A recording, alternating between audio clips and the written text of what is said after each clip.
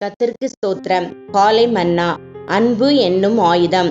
உனக்கு விரோதமாய் உருவாக்கப்படும் எந்த ஆயுதமும் வாய்க்காதே போம். ஏசாயா 54:17.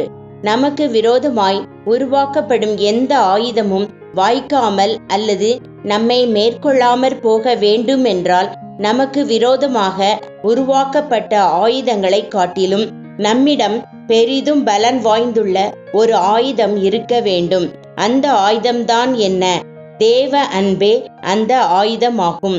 மன்னிக்கிற அன்போடு கூட நாம் நம்முடைய சத்துருக்களை நேசிக்க கற்றுக்கொள்ளும் போது நம்மிடம் உள்ள அந்த பரலோக அன்பானது நமக்கு விரோதமாக வரும் அந்தகார வல்லமைகள் அனைத்தையும் மேற்கொள்ளக்கூடியதாயிருக்கும்.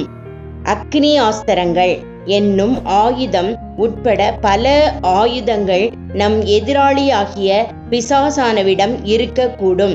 எபேசியர் 6:16. உன்னத பாட்டிலுள்ள சவால் விடுவிக்கும் வார்த்தைகளை பாருங்கள். திரளான தண்ணீர்கள் நேசத்தை அவிக்க மாட்டாது, வெள்ளங்களும் அதை தணிக்க மாட்டாது. உன்னத பாட்டு 8:7. திரளான தண்ணீர்கள் என்பது நாம் சந்திக்கும் புறக்கணிப்புகள், தாழ்த்தப்படுதல், பகைக்கப்படுதல், அநியாயமாக குற்றம் சாட்டப்படுதல், துன்பப்படுத்தப்படுதல் முதலியவற்றை குறிக்கிறது. நாம் அழியாததும் மாறாததுமான கல்வாரி அன்பினால் நிரப்பப்படும் போது இந்த ஆயுதங்கள் அல்லது சோதனைகள் அக்கினிக்கு முன்பாக இருக்கும் வைக்கோலுக்கு ஒப்பானவையாகவே இருக்கும் என்பதில் சந்தேகமில்லை. நேசம் மரணத்தை போல் வலியது. உன்னத பாட்டு 8:6.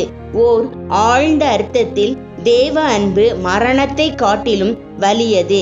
மரணமே நம்முடைய கடைசி சத்துருவாகிய மரணத்தை மேற்கொள்வது சாத்தியம் என்றால் நிச்சயமாகவே மற்ற எல்லா சத்துருக்களையும் ஆயுதங்களையும் தேவ அன்பினால் வெகு எளிதாக மேற்கொள்ளலாம். இன்று ஒருவேளை நீங்கள் சத்துருவின் ஆயுதங்கள் பலவற்றினால் தாக்கப்பட்டு கொண்டிருக்க கூடும்.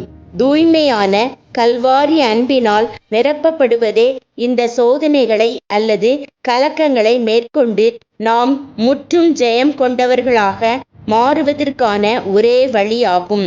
உங்களை அவமதிக்கிறவர்கள், தாழ்த்துகிறவர்கள், உபத்திரவப்படுத்துகிறவர்கள், புறக்கணிக்கிறவர்கள், அசட்டை பண்ணுகிறவர்கள், வஞ்சிக்கிறவர்கள் அல்லது உங்கள் பணம், பொருட்கள் ஆகியவற்றை உங்களிடமிருந்து பறித்து கொள்கிறவர்கள் ஆகியோரை உங்களால் நேசிக்க முடிகிறதா?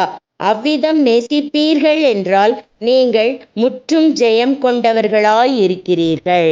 ஆமென்.